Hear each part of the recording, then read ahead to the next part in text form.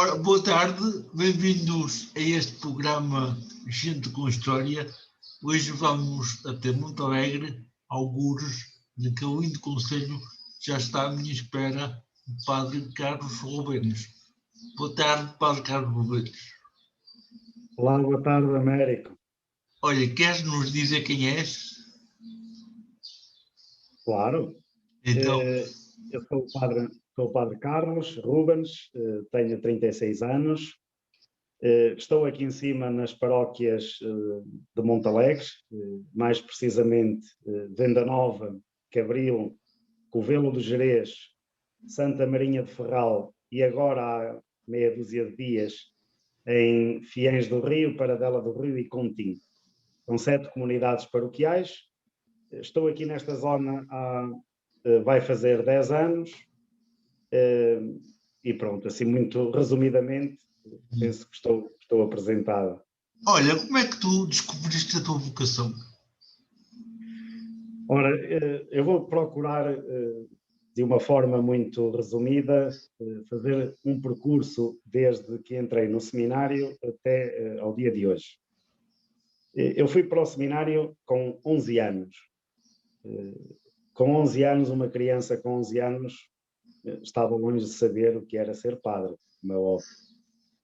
Mas eu costumo dizer que o chamamento começou aí. Começou quando eu tinha 11 anos. Eu moro numa aldeia que ainda fica um bocadinho distante da paróquia. Já nessa altura eu ia com os meus pais à Eucaristia e à missa. Ainda ficam a 5 km, fazíamos esse caminho a pé, juntamente com algumas pessoas da aldeia. E foi crescendo aí, foi aí que se iniciou, digamos assim, o chamamento. Graças também ao pároco da altura que acolhia muito bem as crianças, eu sentia-me bem, mas não sabia o que era ser padre, nem sabia o que era a Eucaristia. Ia quase como forma de convívio também com as pessoas. Depois, a entrada no seminário, aí foi de facto podemos dizer, aquele momento em que hoje eu reconheço que foi de facto o primeiro chamamento. Eu tinha um primo no seminário, em Vila Real, e ia com a minha tia e o meu tio à festa das famílias. Eles tinham as festas das famílias 3 vezes por ano, e eu ia com eles. E quando cheguei ao seminário, eles normalmente tinham um jogo de futebol antes de dar início à festa das famílias. E eu achei aquilo bonito, até porque gostava de jogar futebol. Em casa ou na aldeia não havia muitas crianças para jogar futebol comigo, e a primeira vez que fui à festa das famílias, cheguei a casa e disse aos meus pais que queria ir para o seminário. E foi aí que, digamos assim, se iniciou o chamamento. Naquele ano não fui logo, fui no ano seguinte, claro, entrei no seminário com um objetivo, que era poder jogar futebol todos os dias, que era aquilo que eu gostava, não é? Era aquilo que eu gostava. Depois, vai-se fazendo um caminho, vai-se descobrindo dia após dia também um pouco a nossa vocação, e posso dizer que fui para o seminário para jogar futebol e saí de lá padre. Agora, se me disserem como aconteceu, ou algum momento que tenha acontecido que foi, digamos, chave para o ser padre, eu não tenho nenhum momento que eu possa dizer que foi. É todo um processo que fomos fazendo, é todo um caminho que fomos fazendo. Claro que a família, e tudo nasce da família, a família foi importante, porque eu tive sempre os meus pais que me apoiaram nas decisões que eu ia tomando. Tinha também os formadores do seminário, os prefeitos, o diretor espiritual, os colegas que foram acompanhando. Claro que há momentos que nós pensamos que vamos desistir e que não é aquilo que queremos, eu também os tive, e foram muitos, mas chegamos ao ponto que vamos crescendo, vamos amadurecendo também a nossa caminhada, olha, e tornei-me padre, digamos assim. Um padre jovem, cheio de energia e que, por aquilo que eu sei, tens uma especial predileção pelos jovens. Nas paróquias onde estás, desde sempre apostaste na juventude. Porquê? É assim, eu, quando vim para as paróquias, era mais jovem do que sou hoje. É Mas naturalmente.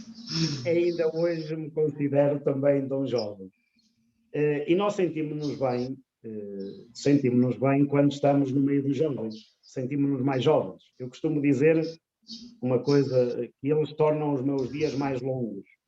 Se calhar tornam as noites mais curtas, porque estar com eles também implica maior disponibilidade, maior entrega. Mas, como dizia, eu quando vim para aqui tinha 25 anos, 26 anos. Era um jovem, sentia-me bem com eles, fui bem acolhido, isso é importante. Nós não conseguimos fazer muito trabalho com eles se não formos acolhidos. E aqui, nestas paróquias, eu fui muito bem acolhido, como um pároco, como é óbvio, mas como um pároco jovem que era. E achei que o trabalho pastoral podia iniciar-se com os jovens. Desde logo, no primeiro ano que cheguei, eu tinha um grupo de jovens a preparar-se para o Crisma. Tinham-me dito que quando eles fizessem o Crisma iam desaparecer da igreja. E eu, antes deles fazerem o Crisma, naquele ano de preparação, eu criei um grupo de jovens, podemos dizer de adolescentes, e que, ao criar esse grupo, alguns deles ainda permanecem hoje e pertencem ao grupo de jovens. Mas eu senti claramente que era através dos jovens que eu teria que chegar às famílias, teria que chegar à comunidade. E por isso, desde sempre, eu tive e procuro ter uma grande ligação com a juventude e tornar-me jovem como eles. Há uma coisa que é importante, mesmo para estes jovens, eu não deixo de ser padre, não deixo de ser o pastor deles, mas torno-me e tornei-me amigo deles. Isso é importante. Penso que só conseguimos fazer algum trabalho pastoral se os escutarmos atentamente, se estivermos disponíveis para os ouvir, se os acompanharmos nas suas preocupações, nas suas alegrias, e depois, claro, deixar aqui e ali também aquilo que nos interessa, porque é trabalho pastoral. Por isso, o trabalho com os jovens, desde o início, digamos que foi um trabalho que eu procurei sempre ter. Já tive alguns momentos em que foi mais difícil, claramente, mas estamos a fazer caminho. Digamos que é uma aposta ganha. Não ouvi. Digamos que tem sido uma aposta ganha, apostar na juventude. Eu considero que sim, sem dúvida. Considero que sim. Mas mais do que uma aposta, é este sentir que a juventude pode dar alguma coisa à igreja. E através dos jovens procurar, porque os jovens depois ajudam-nos em muita coisa. Os jovens levam o testemunho para casa, os jovens falam daquilo que fizeram aos pais. Depois são os jovens que nós, por exemplo, dou-te um pequeno exemplo, nós tínhamos algumas eucaristias animadas pelas crianças e pelos jovens. Essas eucaristias eram as eucaristias onde eu tinha mais gente, porque os pais gostavam de vir a essa eucaristia. E eu posso dizer que os jovens puxaram algumas pessoas para a comunidade e para a igreja. E isso deixa-me feliz e posso dizer que é uma aposta ganha, sim. Tens consciência de que os jovens esperam muito de ti e têm como um ponto de referência a tua atitude com eles, de acolhimento, de aceitação. Para eles tu és uma grande referência. Tens consciência disso? É assim, eu tenho consciência, acima de tudo, que eles me consideram um amigo. Tenho consciência disso. E tenho consciência de que quando eles precisarem de alguma coisa, mesmo a nível pessoal, porque os jovens muitas vezes passam por alguns, digamos, ao longo da caminhada, têm alguns momentos mais difíceis da vida, e tenho noção que se tiverem que me procurar, eles procuram-me como amigo e como pároco também. Tenho consciência de que de facto eles sabem que podem contar com o pároco, assim como eu também tenho consciência de que se necessitar deles, posso contar com eles. Criou-se, claro, que quase como que uma família, podemos dizer dessa forma. Padre Carlos, entretanto, o teu pastoreio aí em Monte Alegre, nessas terras tão bonitas, não se resume só aos jovens. Tens essas paróquias todas, ao teu encargo, tens um lar de onde também és administrador, se não me engano, tens uma montanha de encargos de pessoas que estão a precisar sempre do teu apoio. Isso é desgastante, mas também te traz, se calhar, maior motivação para a tua missão, digamos assim. Sim, como eu disse no início, neste momento eu tenho 7 comunidades, 7 paróquias, são muitas aldeias e tenho também a instituição, o Centro Social e Paroquial de Sobrinho. É certo que é desgastante, mas aqui o desgastante é mais as distâncias que nós temos que percorrer. São muitos quilómetros que nós fazemos. Eu dou este exemplo, eu ao domingo celebro 4 Eucaristias, e termino à uma e um quarto da tarde e tenho 110 quilómetros feitos. Imaginem o que é fazer 100 quilómetros em estradas como estas num domingo de manhã. À semana, nós também procuro ir celebrar a Eucaristia às aldeias.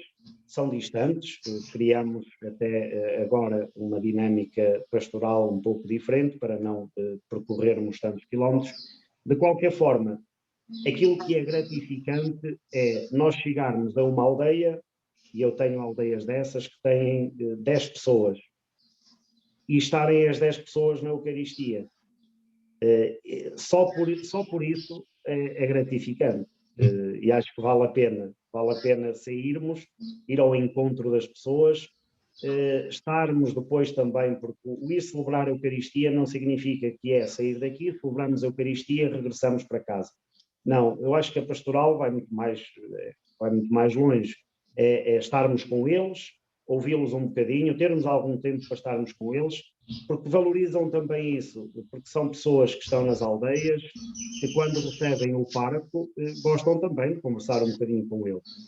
Isso é mais do que gratificante, isso enche-nos o coração.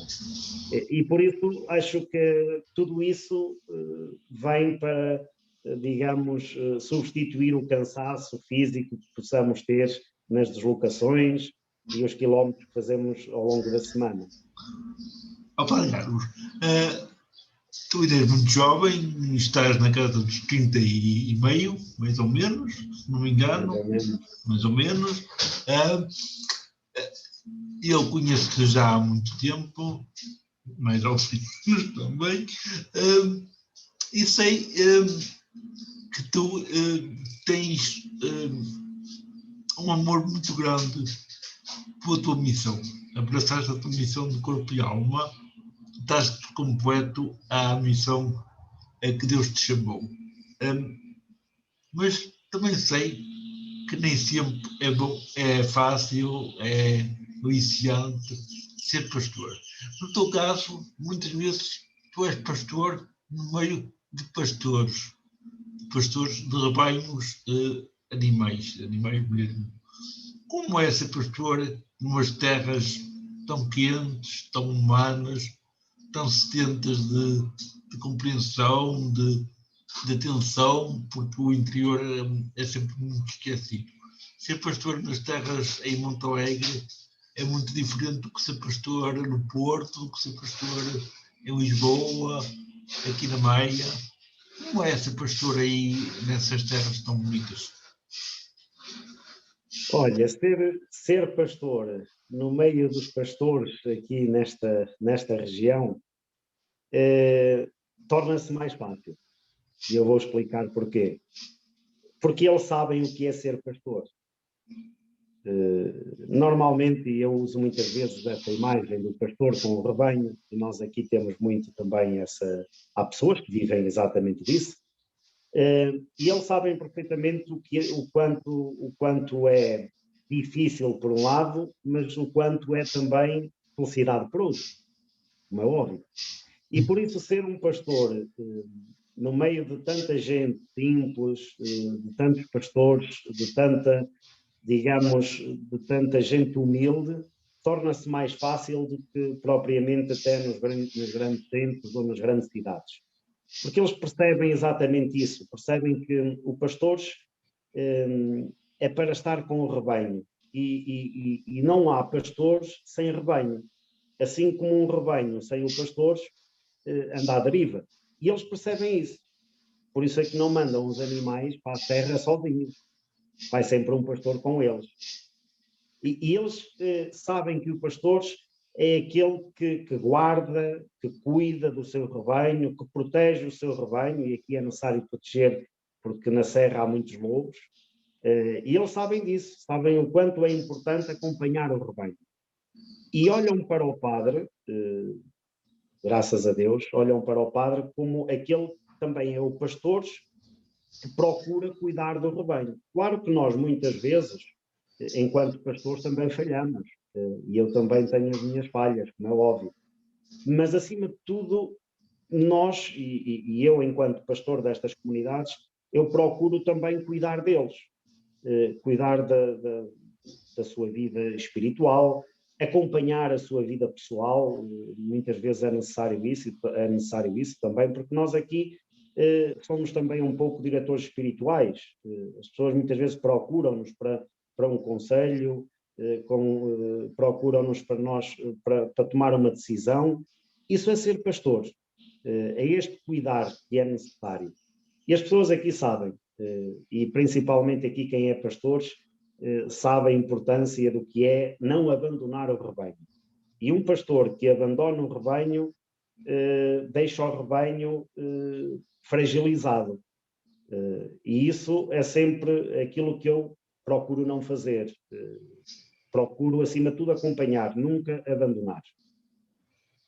E conheces todas as tuas ovelhas? É assim, pelo menos as ovelhas, penso que já conhecem o pastor. O que é bom.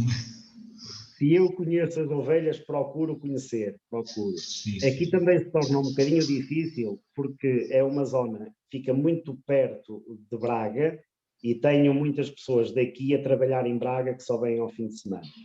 É certo que torna-se mais difícil, mas procuro conhecê-los. Mas como dizia, penso que eles conhecem o pastor e já me tem acontecido algumas vezes que pela voz, por exemplo, já reconhecem o pároco. Isso é bom, é bom.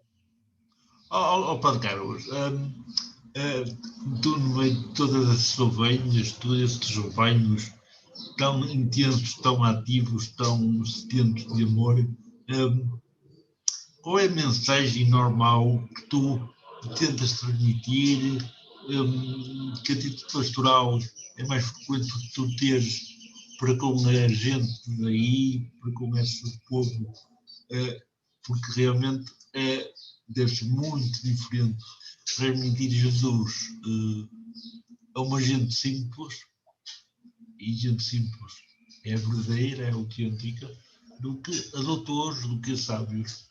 Que tipo de mensagem é que tu tentas transmitir e como é que transmites essa mensagem às pessoas tão simples como são essas pessoas tão queridas aí das suas paróquias? Américo, a mensagem tem que temos que procurar transmiti-la de um modo muito simples. E eu dizia que a mensagem, acima de tudo, passa-se pela presença do pároco. Eu não posso apenas passar uma mensagem na Eucaristia, até porque não tenho toda a gente na missa. Não é possível. Aquilo que eu procuro é passar a mensagem no dia-a-dia, estando com as pessoas. Há uma expressão que o Papa já há algum tempo deixou, que cria os sacerdotes, cria os pastores com o cheiro das ovelhas. Eu acho que é por aí. É o pastor estar no meio deles e depois, claro que a igreja é o lugar privilegiado para nós passarmos a mensagem e para transmitirmos aquilo que queremos às pessoas. Mas depois, no dia-a-dia, penso que nós podemos passar mensagens no café, podemos passar mensagens num passeio, numa caminhada que fazemos, podemos passar a mensagem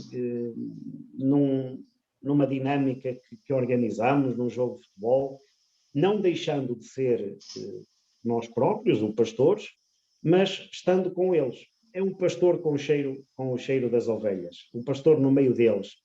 E esta é a mensagem que nós procuramos, ou que eu procuro passar, acima de tudo. Claro que nem sempre é essa a mensagem que eles recebem, porque a linguagem é o que vale, mas a tua presença, por aquilo que tu estás a dizer, é o mais importante para eles. Falar em presença, falar em testemunho, falar em forma de estar, antes de falar contigo, passaram por aqui 2, 3 jovens que são todos paroquianos e mostraram todos uma preocupação muito grande, dizendo que ficam tristes ao pensar que o padre, que é seu amigo, que é companheiro, confidente, vive muito só, vive muita a solidão. Achas que passa por aí, pelo medo da solidão, pelo isolamento, a falta de vocações? Achas que se por acaso os padres não tivessem que ser celibatários, haveria mais vocações? Enfim,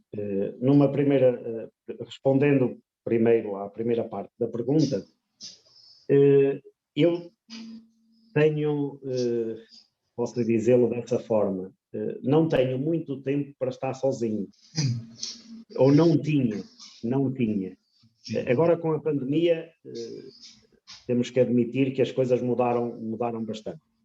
E eu era uma pessoa que gostava de estar sozinho, muitas vezes no meu canto, no meu silêncio, e não tinha muitos momentos por isso, porque também procurava estar com as pessoas, não é óbvio. Com esta pandemia, houve mais tempo, ou há mais tempo para estarmos sozinhos.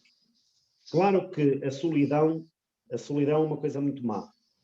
E eu posso dizer que neste ano de pandemia sofri também, e acho que os meus colegas também um bocadinho, sofremos um bocadinho com isso, porque sentimos-nos sós, de facto.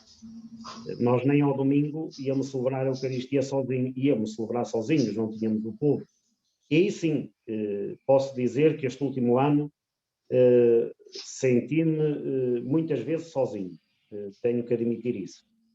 Tirando a pandemia, olhando para, digamos, o tempo normal, eu tinha algumas dificuldades em estar sozinho.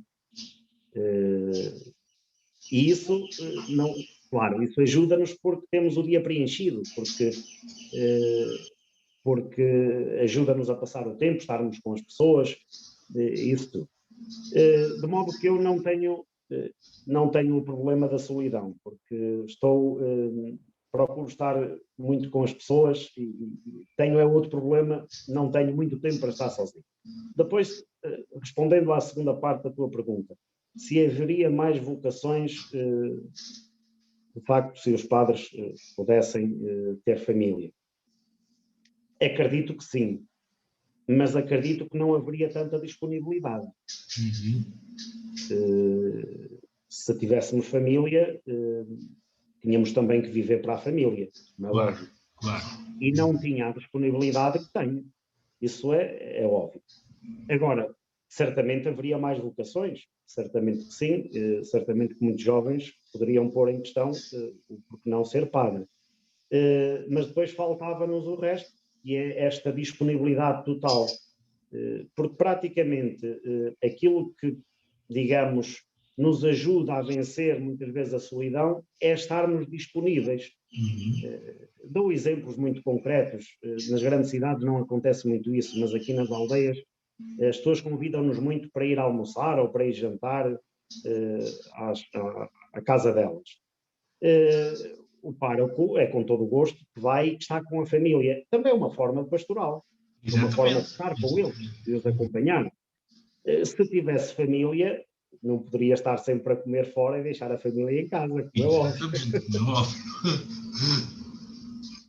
Padre, diz-me também uma coisa, é assim, eu não queria entrar em polémicas, era só para termos esta opinião, porque isso ficou muito patente, realmente a solidão, da questão de ter o padre um ser solitário, derivado a ser celibatário. Falaste de uma coisa muito importante, que é o dividir-se entre a família e a comunidade, e as pessoas. Também concordo contigo e sou dessa opinião. E também, segundo aquilo que nós demos na catequese, segundo aquilo que aprendemos, um homem ou uma mulher não pode ter dois amores, dois grandes amores ao mesmo tempo.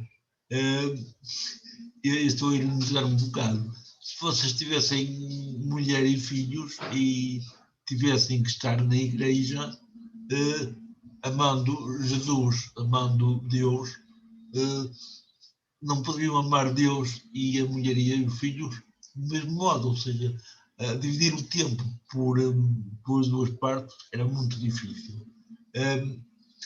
Eu sei que isso para muitos não é uma resposta aceitável, para outros é. Vem um tempo em que se vai discutir essa questão. Tu, se tivesses que optar por ser padre, voltarias a ser um padre celibatário ou optarias por ter família? Nós fomos, digamos, quando tomamos a nossa decisão, que não é de um momento para o outro, que é um processo que se vai fazendo, nós estamos preparados para isso. E é uma decisão que nós tomamos.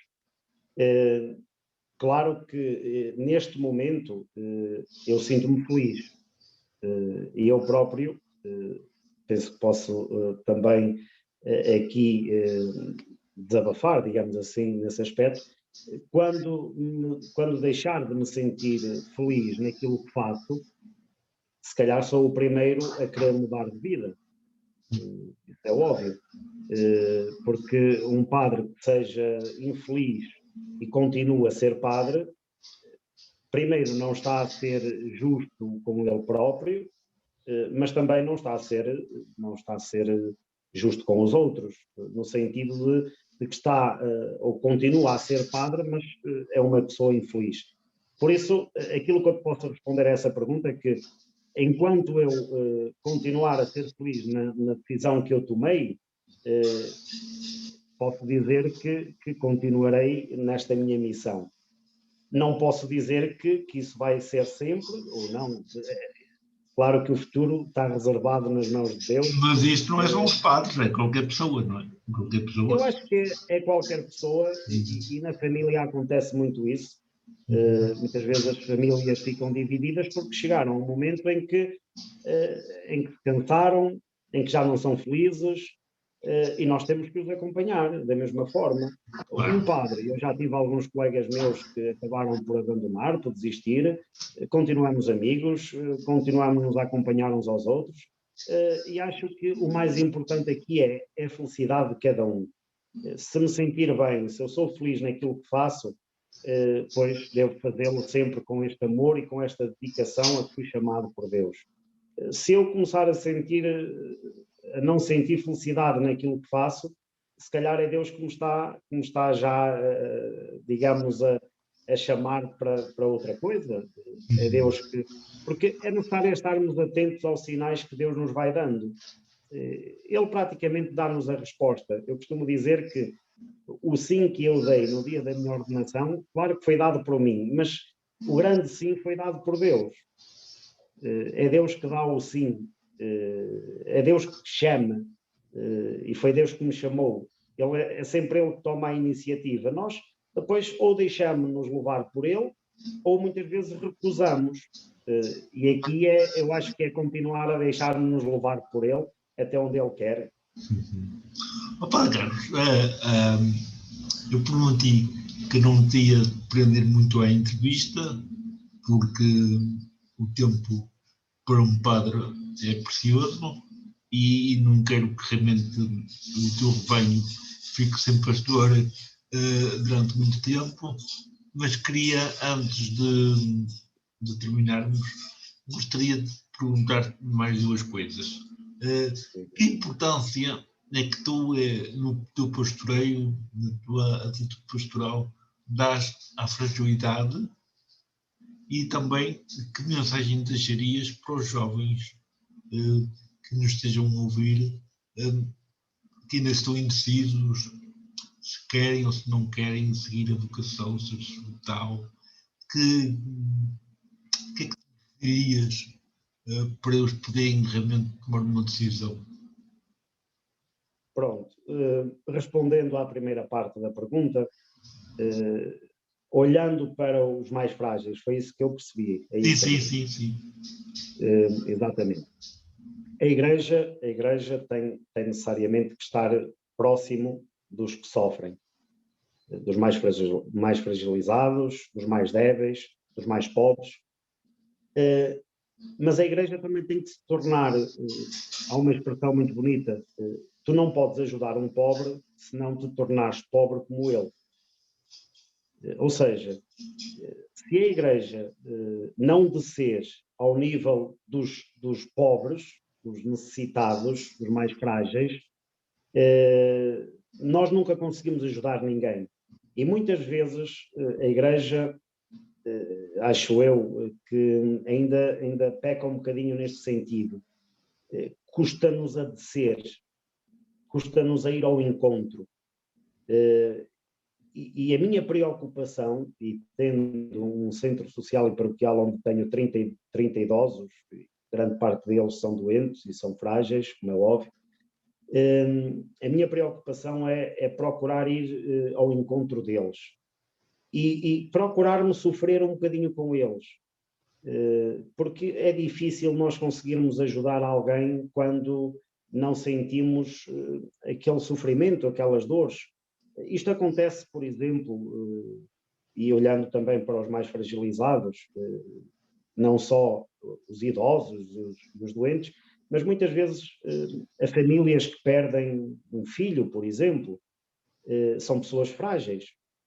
Se nós, no dia do funeral, fazemos o funeral, mas depois abandonamos a família e não queremos, e não vamos ao encontro, não conseguimos fazer um trabalho pastoral viável, não é?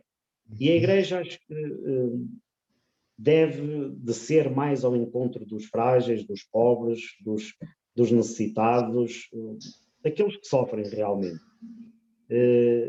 Porque só por aí é que nós conseguimos, digamos, dar um pouco de ânimo e esperança. E por isso, respondendo assim muito resumidamente, eu acho que a minha preocupação quanto aos doentes, aos mais frágeis, é, sem dúvida, ir ao encontro deles e sofrer um bocadinho com eles. Quando digo sofrer um bocadinho com eles, é acompanhá-los, é escutá-los, acima de tudo, é deixá-los que eles falem da sua vida. É certo que nós muitas vezes vamos visitar um idoso, um doente, já sabemos aquela história da frente para trás e de trás para a frente, mas ouvimos-la novamente como sendo a primeira vez. Temos sempre algo a aprender com os mais velhos e os doentes. Aliás, temos muito que aprender com os mais frágeis. Acho e tenho a certeza. E por isso... Desculpa-me aproveitar esse momento que tu estás agora a dizer. Para ti, um frágil, um doente, um deficiente, um idoso, é um profeta também, também ele é evangelizador. Exatamente, sem dúvida. Mais do que qualquer um de nós. Mais do que qualquer um de nós.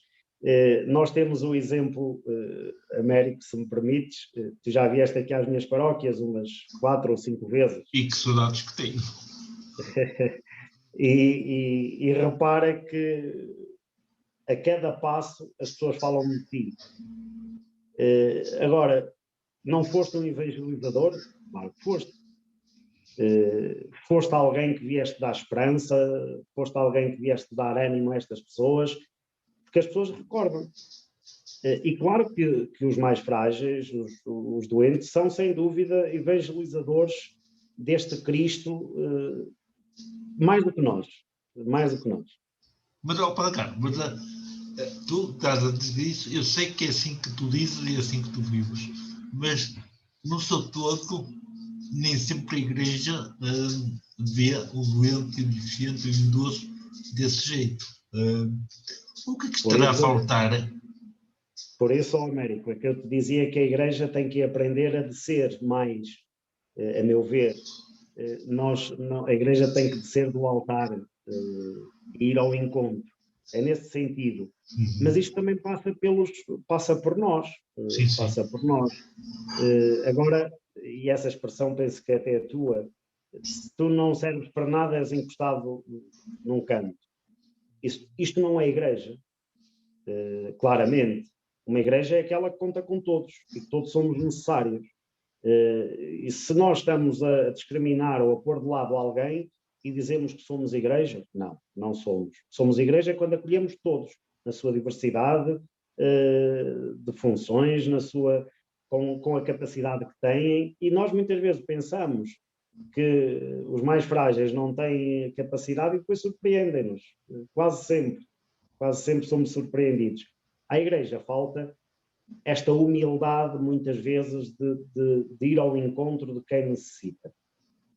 Porque uma Igreja, dizemos que está de portas abertas e vai à Igreja quem quer, como é óbvio. Mas depois nós temos que sair da Igreja e ir para o mundo, e para o dia-a-dia. E é isso que a Igreja tem que... Acho que o trabalho pastoral tem que passar por aí. Por aí, exatamente. Agora a segunda pergunta, não é? A segunda pergunta, se me recordo, é... para deixar uma mensagem, sim. Aos jovens. Para os jovens, menos jovens, mas para aqueles que ainda estão num caminho, que ainda não sabem como mudar a sua vida, quer vocacional, quer profissional. Sim, o que é importante neste momento que tu digas? Olha, primeiro é que não tenham medo de arriscar. Nós dizemos muitas vezes que quem não arrisca não petisca. Usa-se muito essa expressão. E digo arriscar porquê? Porque às vezes é medo que os jovens têm de sair de casa, às vezes nem colocam essa pergunta: e se eu fosse padre? Acho que os jovens podiam fazer essa pergunta: e se eu fosse padre? Claro que o ir para o seminário não quer dizer que tenha que ser padre. É como disse, eu quando fui para o seminário nem sabia o que era ser padre, nem sabia. Fui com o objetivo de brincar e jogar futebol e sair de lá padre. Mas isso depois vai crescendo. Aquilo que eu quero dizer aos jovens é: ninguém nasce padre, não é de um momento para o outro que descobrimos que queremos ser padres, e por isso dizer-lhes que não tenham medo de arriscar, fazer uma experiência, ir ao pré-seminário, passam lá um dia, porque aquilo que é certo que nós deixamos muita coisa para trás. Deixamos a família e com 11 anos, como foi o meu caso, eu deixei a família muito sem noção de que ia deixar, mas depois encontrei outra família, que são os meus colegas, que foram também os prefeitos do seminário, que era a minha família, era onde eu passava o tempo.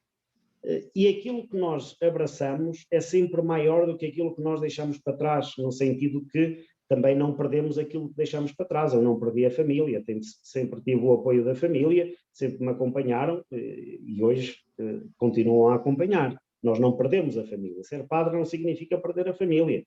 Significa sairmos de casa, é certo, ganhamos uma nova família, vamos crescendo e depois, quem sabe, estarmos atentos também aos sinais que Deus vai dando, porque Ele vai nos tocando aqui e ali, vai nos moldando, e depois com essa, digamos, com essa atenção, com essa preocupação em descobrirmos, quem sabe algum jovem que possa ouvir, possa também ser padre. Não há muito a dizer, tirando isto, arrisquem, não tenham medo, Deus de facto não nos vai tirar nada, sem dúvida, essa expressão do Papa João Paulo II, que dizia, Deus não tira nada, dá tudo.